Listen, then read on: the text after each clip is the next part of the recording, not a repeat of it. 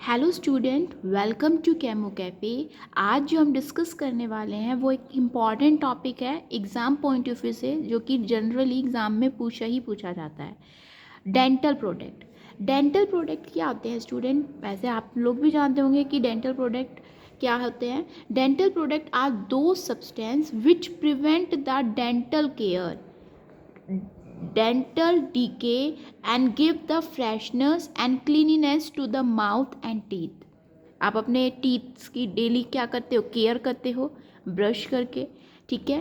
तो dental product क्या होते हैं? सब्सटेंस होते हैं जो प्रिवेंट करते हैं डेंटल केयर्स करना, डेंटल डिके से प्रिवेंट करना, and give the freshness and cleanness to the mouth, आपके माउथ को फ्रेशनेस और क्लीननेस प्रोवाइड करना, और टीथ को भी। इन मार्केट में जो डेंटल प्रोडक्ट होते हैं मेनली अवेलेबल होते हैं किस फॉर्म में होते हैं?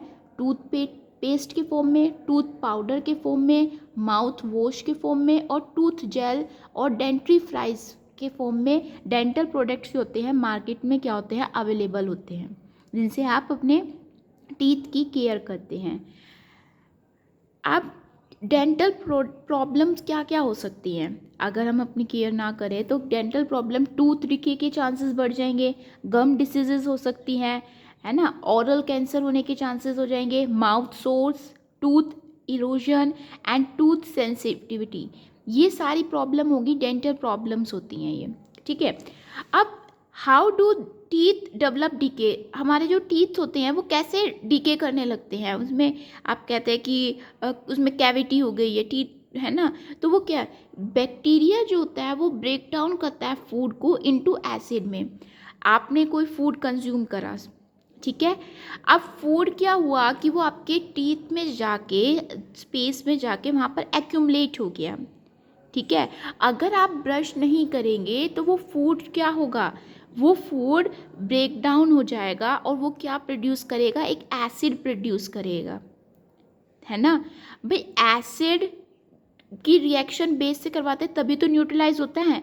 हम ब्रश क्यों करते हैं? So that to prevent from the tooth cavity, है ना बेटा, कि कैविटी ना लग जाए हमारे दांतों में, इसीलिए हम क्या करते हैं? ब्रश करते हैं। क्योंकि जो हम खाना खाएंगे वो फूड जो होता है अगर हमारे टीथ में एक्यूमुलेट हो गया तो वो क्या करेगा? एसिड प्रोड्यूस करेगा, ठीक है।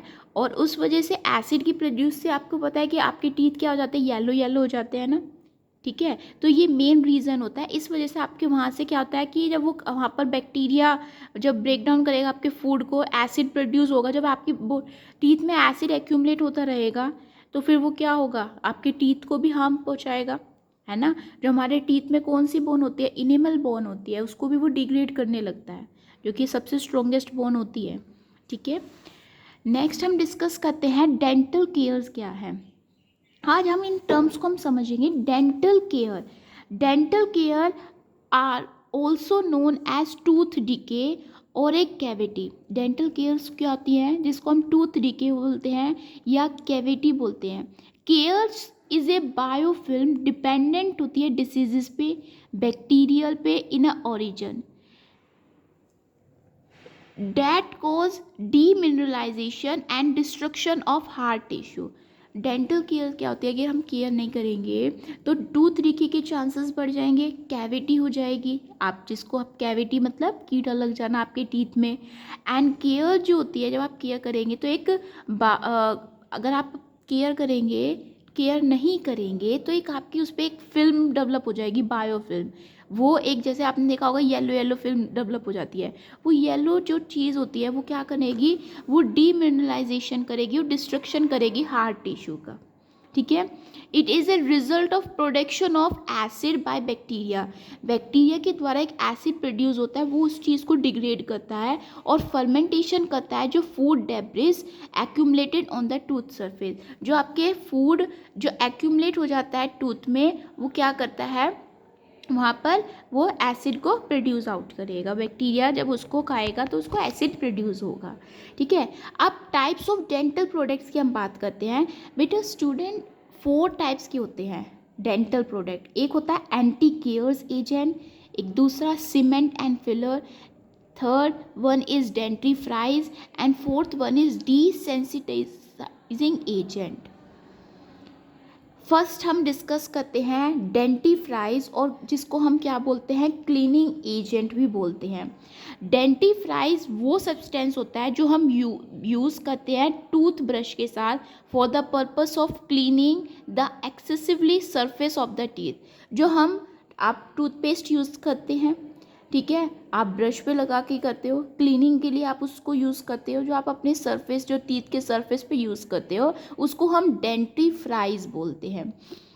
कॉमर्शियल डेंटिफ्राइज, जो ज़्यादातर कॉमर्शियली डेंटिफ्राइज आपको अवेलेबल होते हैं, वो किस फॉर्म में होते हैं, पेस्ट के फॉर्म में होते हैं और पाउडर के फॉर्म में। टूथपेस्ट आपको पता है कि डिफरेंट टाइप्स के टूथपेस्ट होते हैं। पाउडर आप जानते हैं, जो आप पाउडर फॉर्म में भी आप यूज करते हैं, ठीक है ना। डेंटल केयर को टूथ डिके बोलते हैं। एंड ये क्या होता है कि इन्फेक्शियस डिसीजेज भी होती है, जिसे हम क्या बोलते हैं, डेंटल प्लेग्यू बोलते हैं। डेंटल प्लेग्यू बोलते हैं, in which acid formed by the action of oral microbial fluoride and carbohydrate. Dental care को हम डेंटल प्लेग्यू बोलते हैं, क्योंकि एसिड जो फॉर्म्ड होता है बाय द एक्शन ऑफ, जो माइक्रोबियल जो एक्शन के उससे एक एसिड प्रोड्यूस होता है, वो fluoride and carbohydrate, microbial fluoride and carbohydrate जो भी आप कंज्यूम आउट करेंगे तो वो क्या करेगा, वो आपके टूथ को डिके आउट करेगा, ठीक है। तो प्रिवेंशन क्या क्या होने चाहिए डेंटल केयर्स के।